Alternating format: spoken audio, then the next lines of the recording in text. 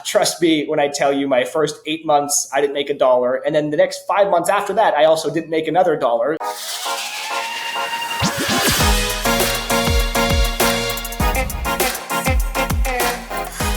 Hello and welcome to episode 269 of the Smart Agents Podcast. As always, my name is Michael Walter and I'll be your host. On today's episode, I'm joined by Jake McLaughlin, a top producing agent based out of Pennsylvania and the co-founder of ReferralMate, one of the fastest growing agent-to-agent referral networks in the industry, with nearly 10,000 agents on the platform and over 100 million in referrals shared. Throughout our conversation, Jake shares how he got his start in the industry, what pushed him through the first 6 to 8 months without a paycheck, and why focusing on listings and investor clients transformed the trajectory of his career.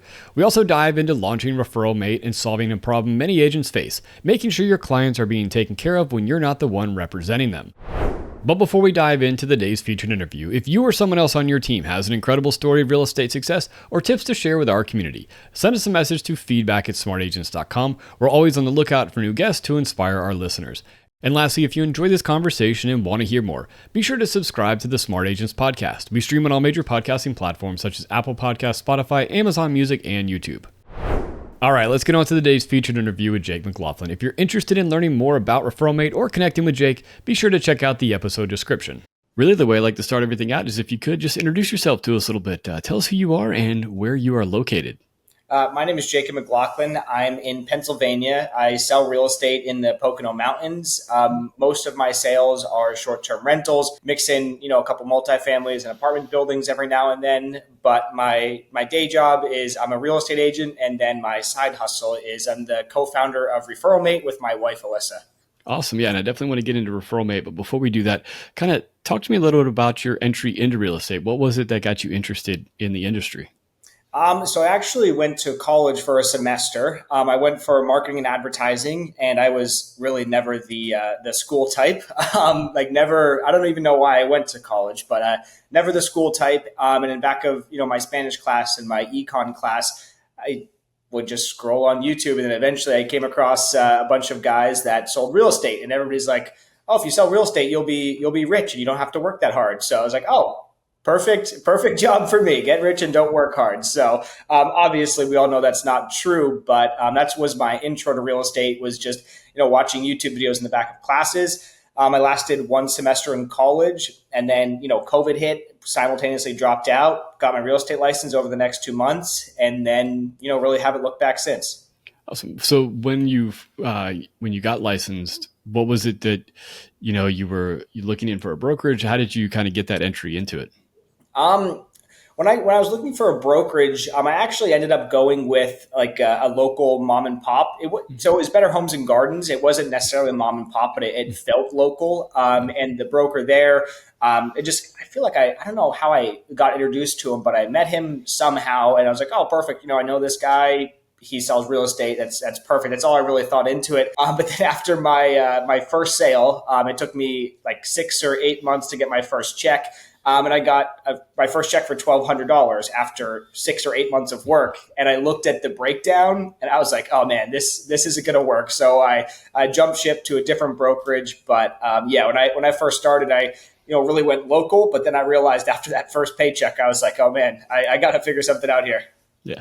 So you said about 6 months in to get that first paycheck. So talk to me a little bit about what that was like, kind of going through those first several months where you're getting your feet wet, you're not bringing in, the income's not coming in, and having to push through that and make it through those first few months.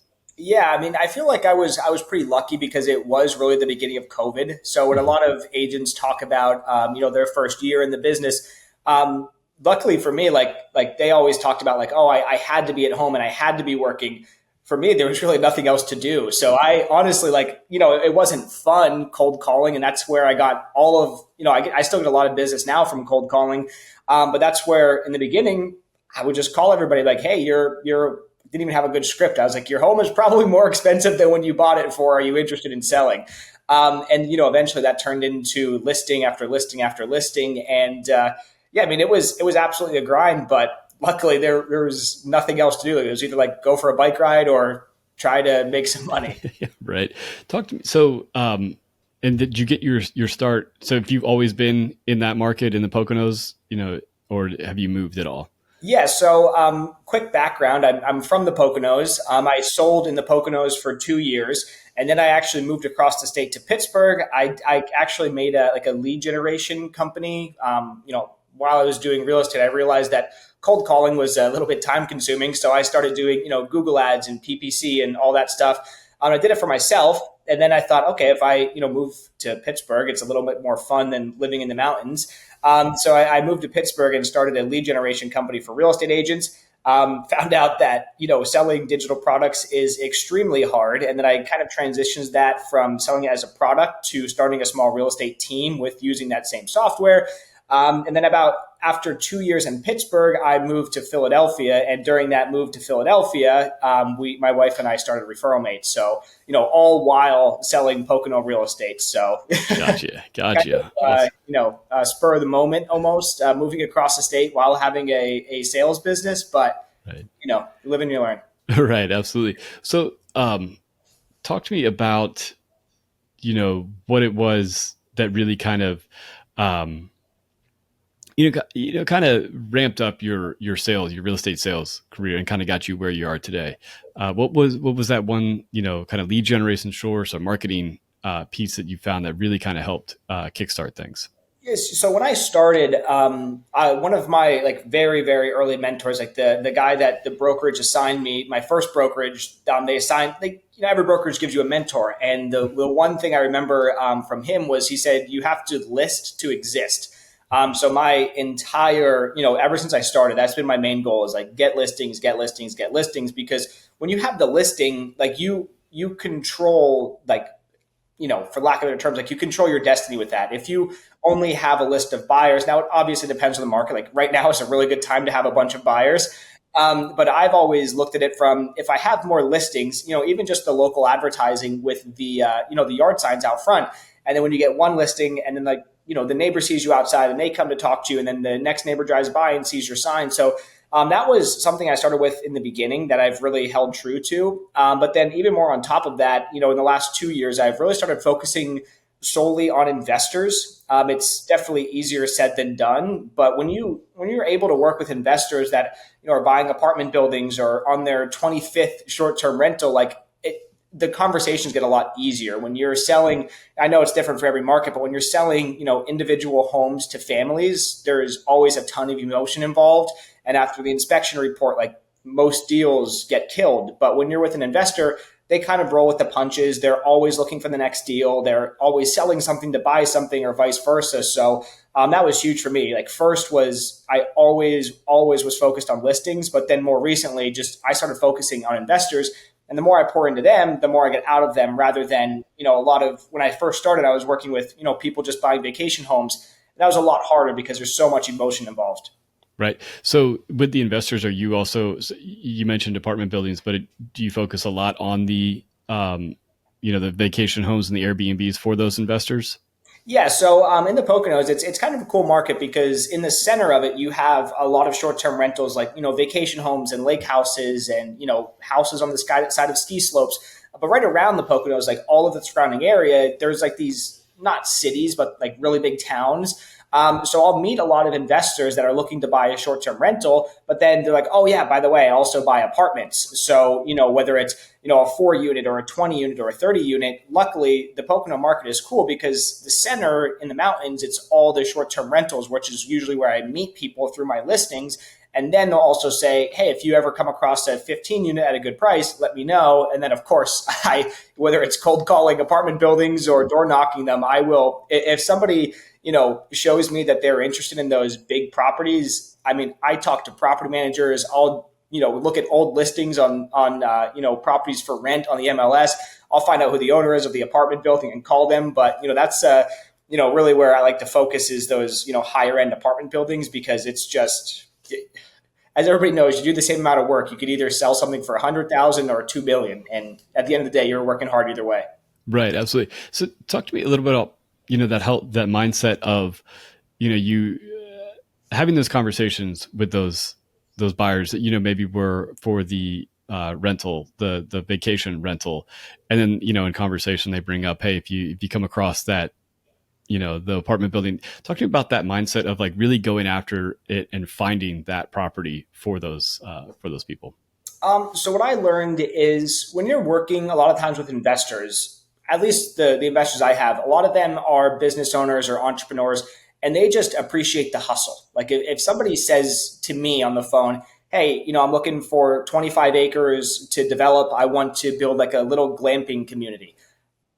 They only have to tell me that one time, and then I'm going to find that for them, whether it's cold calling or door knocking, like I said, or looking through the MLS at expired listings, or if it's a multifamily building and I can't find anything, I'll just filter the MLS to for rent, and then I'll find out whichever building has the most units for rent, and then I'll just call them. So I'm not exactly sure if like what the exact mindset shift was, other than you only have to tell me things one time and I will present the opportunity for you, and if they decide not to do it, okay, but I will at least show them, if you tell me to do something, I will go get it for you. And hopefully, I mean, a lot of the times it really does turn into deals.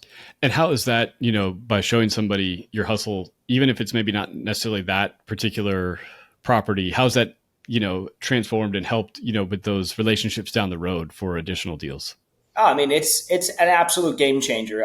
My one of my biggest clients, my best client, I was just talking with him like 2 days ago, and I called him and thanked him because it was funny. I was on the phone before I talked with him with a client that he referred me to, that I've done like 10 deals with in the last year. So he referred me to that person. And then I had a closing. It was a virtual closing. So I was on the call. And then that closing came from that same client. So I was talking with a client I did at least 10 deals with. And then I was talking with another referral. And then I just called, my one client. I was like, hey, thank you so much. Because like in the last year, I've done like 10 or 15 deals because of you. I just wanted to call and say thank you. And he's like, how investors are. They're like, oh yeah, no problem. You're the man. Thanks so much. Like hangs up. But it's just like, that's, when you start making those relationships with like the big fish in your market, there's so much downstream from it. And then it just all turns into referrals and then telling their friends and, cousins and uncles. And before you know it, you're just really busy. Right. And I definitely want to get into the referrals, but one thing I was interesting too, is you talk about, finding those properties on the MLS or through the places that have been for rent for a long time and reaching out to those property managers, so those building owners. What's that conversation like? What kind of, how does that phone call go to get them thinking about selling? So talking with property managers, it's almost like a cleaner. A lot of the times when I list a short-term rental in the market, I'll call all the people who work with that short-term rental, or it's a cleaner, or somebody doing the lawn work or whatever. And I just give them a courtesy call and let them know, like, hey, by the way, the home's going to be for sale. We're going to do our best to keep you on board, but the home's for sale. So I wanted to give a courtesy and give you a heads up. So it's just like those phone calls. They really don't go well. Like it's really hard for that call to go well because it's like, hey, by the way, you might lose a job here. So those calls, I guess the calls to the cleaners aren't easy, but when you call a property manager and you say, hey, I have an investor, they're looking to purchase this building. We have no intention of you being removed from this. Like we want you to stay on board because you know the building, you know the tenants, you know the rent roll, where the keys are, all of that stuff. So if that's really the goal, is keeping them on board, it's super smooth. But some of the best luck that I've had is literally just going on Zillow, filtering for rent, and then looking at, you could tell when it's a single family home or apartment building from the photos. So I'll look at properties that are for rent, and then when you scroll down, like 2 scrolls, you can see if it's listed by a property manager or by an owner. So if you have a property owner, I just call them with the facts. I'll say, hey, listen, I have a client. He's purchasing apartment buildings in this zip code. He's able to spend up to XYZ. And based on what I see online, I think your property's in that range, and just hit them with it. Like, if I could bring you an offer, would you sell? And like I said, a lot of times with investors, there's no emotions. They don't love the building. They don't, come home every night and dream about it. It's just money for them. So if they're able to make more money on a sell, or they bought it a couple of years ago, it's usually with the property owners that are investors. It's a pretty straightforward conversation. And then I do my best to keep those relationships going, because if they have one building that's 60 units, they probably have a few more, whether it's in my market or outside of it. Chances are they're the type of people you want to know. Yeah, absolutely. How's the market, where the market's at now? How's that, affected your the people that are wanting to sell? Have you seen kind of ups and downs in it? Where are we at right now in it? So I've seen a lot of ups and downs. The one thing that's, honestly been killing a lot of deals is after inspections, even though in my opinion it is a buyer's market, after inspections, buyers have that in their brain and they think that they could, come in and just beat up everything in the house. Like this has to be done. That has to be done. Like I had a deal where, it's like that click flooring that every house has, those little planks. And in some of the planks, there was like a centimeter gap in the floors. And, in my opinion, that's very cosmetic. Like, is it perfect? No. But is that a reason to kill a deal? Also, no. But I had just a deal like 2 weeks ago where that little crack, not even a crack, a little separation in the floor almost killed a deal. So I feel like, being that it's a buyer's market right now, it's really hard after inspections. And if an appraisal comes in a little bit low, you're not going to have much luck fighting that. So overall market like that is a little bit tough. And then on the other side, if a seller has a property in the market for a while and they're, not getting that original list price, if you tell them like, hey, it might be time to drop it, they a lot of the times have been saying, hey, I think it's time to come off the market. And, I feel like I have a million stories. Just 2 weeks ago, I had a property in the market for like at least like 5 or 6 months, maybe. It was listed for 1.39, so 1.4 million. Got a literally like asking price, a little bit of a credit, so I guess a little bit under asking price. Perfect, easy offer. 30 days closed, DSCR loan, no problem. And I called the owner. I was like, "Hey, listen, great news!" And I was excited because I had it as a double side. I had buyer and seller. And I called him. I was so excited. I was like, "Hey, listen, we got the deal. We got exactly what we want. They want to close in 4 weeks." And he's like, "Oh yeah, just take it off the market, no problem." I was like, so yeah, the market, at least for me, the vacation homes, they've been very, very tough because it's almost like two sides think that they have everything right, and in any deal, both people have to win to make it work. And that deal still stings. Like a couple weeks ago, I lost $1.5 million double sided. It stings. Right, definitely. Well, let's kind of talk to me about ReferralMate and how that all came to be and kind of the genesis of building this out. Yeah, so like I said, started selling in the Poconos, and then I moved to Pittsburgh. The Poconos in Pittsburgh are about 4.5, 5 hours away. So I had all of my previous clients in the Poconos, they would call me and be like, "Hey, Jake, we want to sell," or "Hey, we have a cousin moving to the area. Do you know, like, could you work with us, or are you still selling up here?" And when I wasn't living in the Poconos, it was really hard to say yes to all of those people. So I started, sending a lot of referrals out.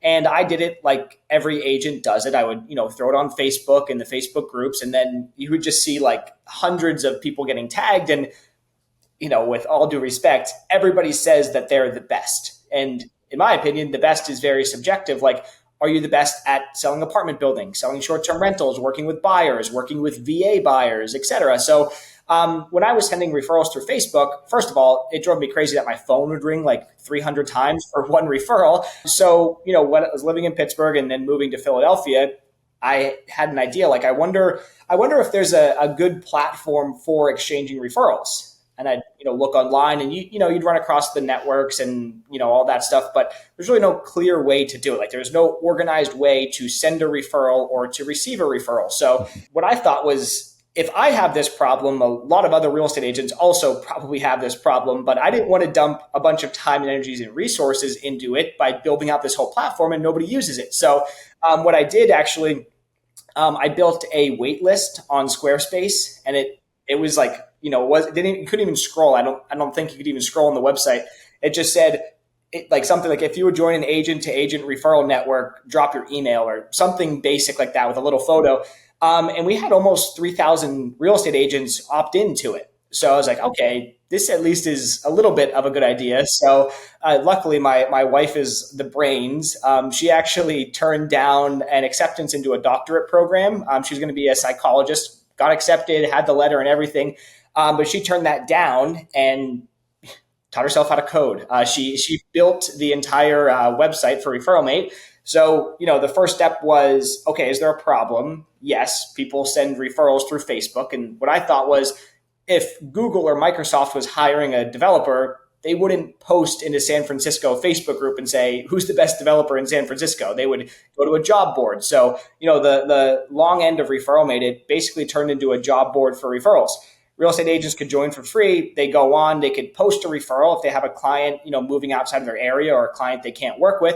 And on the other side, you might, when you log on, you might see a referral in your market that you could apply to. Like we have, at least I think we had, look at the board, we had close to 150 referrals in the last 45 days. So it's pretty busy, and you'll see everything there from, a renter in the Bronx with a $3,500 budget to we just had a commercial building outside of Chicago for $1.3 million. So it's really a widespread of everything. And, on ReferralMate, you could really show why you're the best person for that referral, because you have to send in a written application, just like a job application. It's not just, send your info. It's why are you the best person to sell $1.5 million commercial building in Chicago? What's your sales history?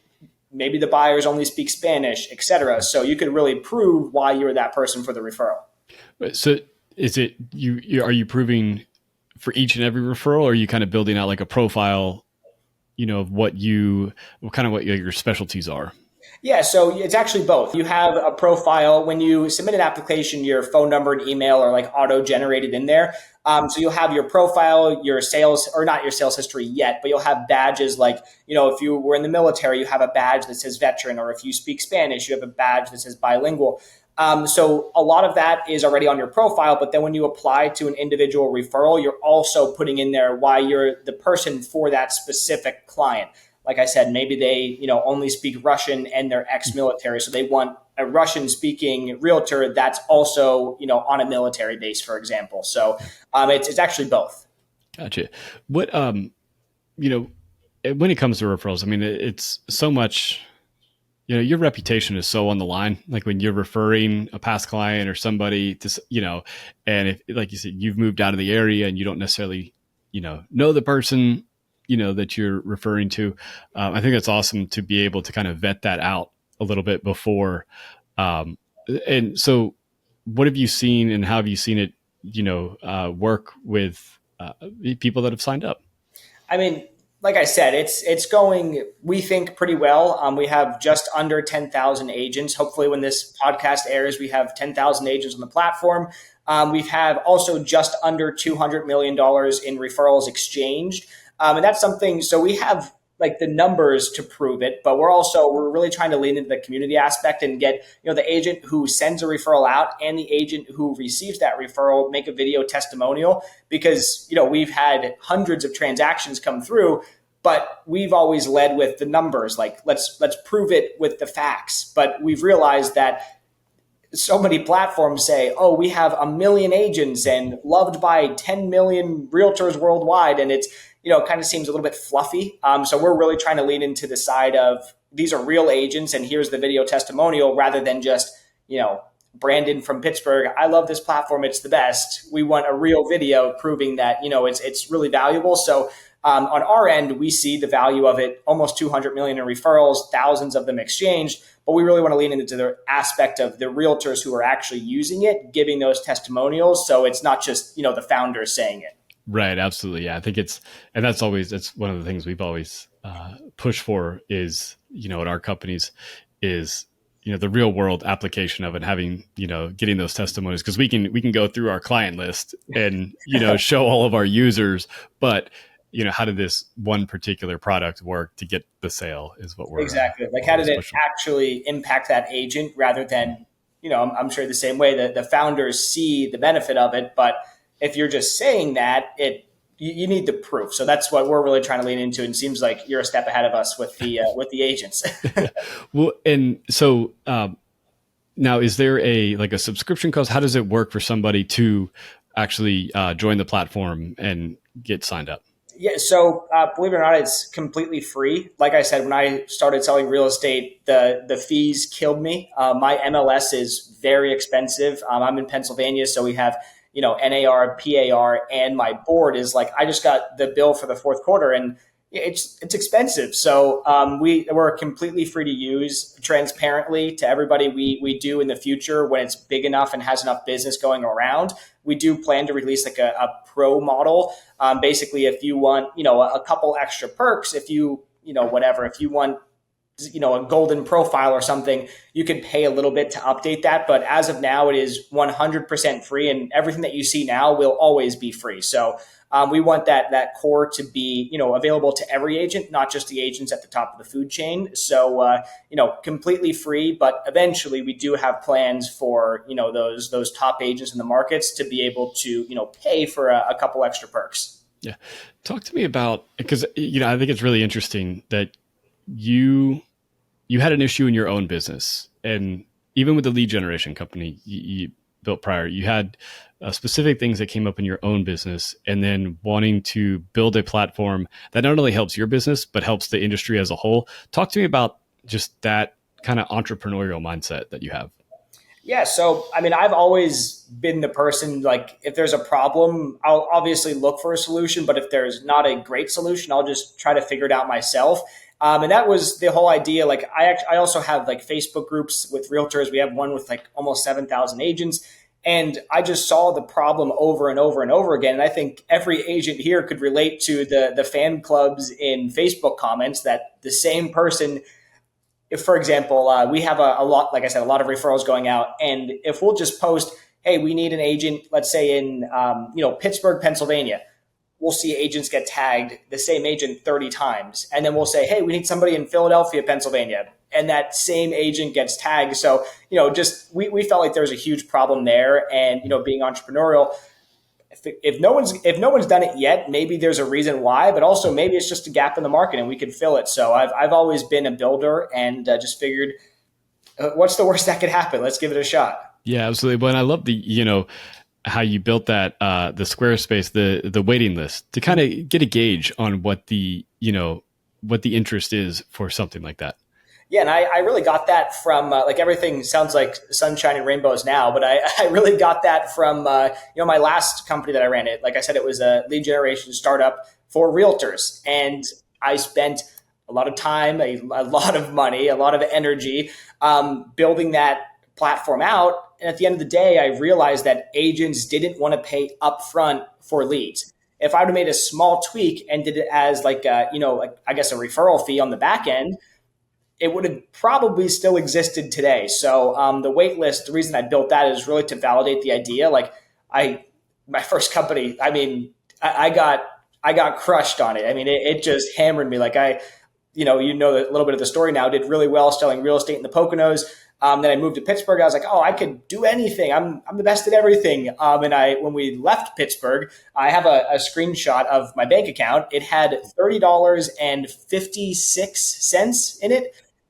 And I was, it was either, have no money, or, and I started walking dogs on the app WAG. So yeah, I'll use a clean word. I was picking up poop for dogs to pay for groceries. And it's funny, might be TMI, but my wife and I, every time we have like a milestone with ReferralMate, instead of celebrating with champagne or something like that, we celebrate with apple juice. Because I remember when we lived in Pittsburgh, we would always have to, like, when you have no money, you can't get the groceries you want. So we would always put the first thing that goes is the good drinks. So I remember the one time we were grocery shopping, and the little apple juice cartridges were like, $3 or $4. I was like, maybe next week we could get them. And so now we always celebrate with apple juice. But the reason I say that is because everything sounds great right now, but I know so many agents are listening to this and they're just going through it. So trust me when I tell you, my first 8 months, I didn't make $1. And then the next 5 months after that, I also didn't make another $1. So there's that. And then on the other end, I was also, down to $30 and walking dogs. So all the agents out there, working part-time, working 2 jobs, I feel your pain. Just don't quit on it, because there's definitely light at the end of the tunnel. Right. Well, I think that's where, I think it can get so frustrating as an agent, and very difficult, but and it seems like, the relationships that you've built with the investors and the different things that you're doing, building those referrals and building up that kind of a network really does help you, kind of eventually, scale up. And once you get that, network built up, it kind of market proofs you a little bit, because there's always going to be somebody that needs to buy or sell in, even if it's not in your market next door, because of a life change or something like that. And having that network of people that you've built up, I think is really beneficial. Yeah, absolutely. And like I said, if, all the new agents listening to this or the experienced agents, like that's why I really do focus on investors, because like you said, if it's a seller's market, they're jumping on that trend. If it's a buyer's market, they're also jumping on that trend. So, personally, I still always focus on listings, but when you have those investors in between, if it's a down market, they're going to take advantage of the opportunities. So, that's something that was huge for me, is focusing on the investors. And, if people are listening, they're like, well, how do I do that? Go search your town on Zillow or your city, filter to for rent, click on all of the listings that are for rent, and then you'll see all of the property owners. Like if you scroll down, if it says, listed by, I don't know, Compass Realty, you don't have to call that realtor. If it's listed by, Apex Property Management, you don't have to call that person. But if it says listed by owner, that's your intro to a, investor right there. You can even, do it the old fashioned way, then open another tab, go on LoopNet or, even on Zillow again, find multifamily properties in that same market and call them, or the owner of that property for rent, call them and say, hey, I see you have a place for rent in Lawrenceville. I just found another one in the South Side. Are you still buying? Because I have a deal. It's like, that's how you make the intro, and the investors really want that hustle up front. So if you could do that, meeting those investors, they will be very loyal to you. Yeah, absolutely. I think, it definitely is. I was actually just recently speaking with he's an investor himself, and we were talking all about, building that relationship and how agents can, prove that they are, worth working for. Because, it's that back and forth, that same thing. I'm sure you work with, the kind of the weekend investor, the wannabe investor that, isn't necessarily, isn't validated yet. And on the other side, the investors want to make sure that the agent knows what they're doing on, working with investors. But he said the number one thing is you got to hustle and you got to know your market. Yeah, absolutely. And that's the thing with investors too. Like that guy we were talking to, they could probably do this entire thing on their own. Like the investors aren't necessarily solving for who can negotiate an extra $5,000 off for me, or who sold their grandma's house down the street. They want the person that could hustle for them, because their day job isn't necessarily investing. They're usually, at least my clients, they're investing to save on taxes and create that passive income. But their day job isn't looking through the MLS or looking through these platforms. So a lot of the times they could do all of this on their own. So if you can't provide that real value, and maybe an off-market deal, or maybe you have the listing set up on your phone, when a 10 unit comes up in your city, you send it to all of your investors. That's what you're solving for them. You're solving for speed and efficiency rather than being the go-to realtor. Because at least my investors, I actually asked them, I'm like, why don't you just do this yourself? Because they've done more deals on their own than I have in my own career. And they're like, oh, I just don't have the time. So you're solving for speed for them. Well, before we wrap up, tell me where people can connect with you, kind of learn more about what you're doing, but then also connect with ReferralMate. Yeah, so ReferralMate.co is our website. Like I said, there's about 10,000 agents on the platform right now. Also on the website, if you scroll to the bottom, you'll see there's a Facebook group, and that's only for realtors. So if you're a realtor and you want to join a network, I do a bunch of freebies. I do some coaching calls, a bunch of cool stuff in that group. And then on Instagram, it's just Jacob T. McLaughlin. So I'm sure we'll link that somewhere too for the Facebook group so everybody can find us. But yeah, man, it was awesome being here. Thanks so much. Yeah, absolutely. Well, thank you again for joining us today. I want to thank Jake for joining us today and sharing his journey. From grinding through his early months in real estate to building a multi-market business and launching ReferralMate, his story is a powerful example of what consistency, hustle, and community can create in this industry. If you'd like to connect with Jake or join the ReferralMate community, I've included all the links in the episode description. So once again, if you think you or someone else on your team has an incredible story of real estate success or tips to share with our community, send us a message to feedback@smartagents.com. Well, that wraps things up for this episode, but remember, follow the show wherever you listen to podcasts and make sure to subscribe to the Smart Agents YouTube channel. Again, I'm Michael Walter, and we'll see you on the next episode.